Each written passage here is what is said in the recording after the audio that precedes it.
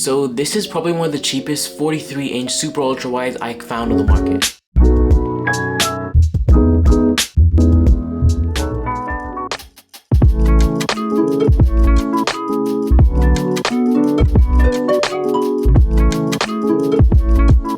That's huge!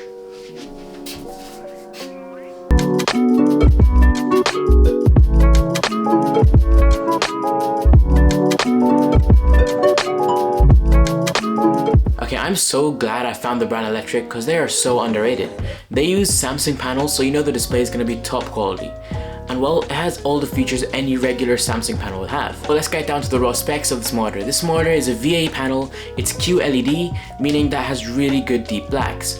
And well, it's 32:9, which is super wide.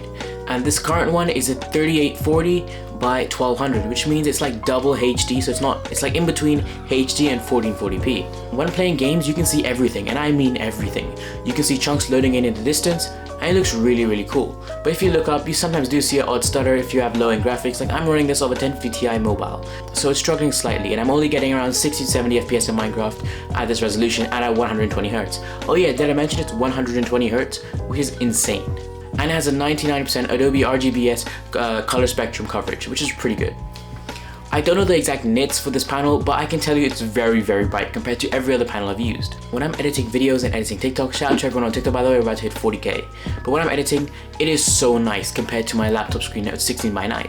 I have so much more real estate to work with, and I can fully see my TikToks full screen, which is really cool. Overall, that's it. I bought this specific one for £450 at laptopsdirect.com. I made this video because I haven't seen a video for this exact monitor on YouTube at all. So I hope you guys enjoyed. Please drop a subscribe as I'm going to make more tech content soon. And that's it.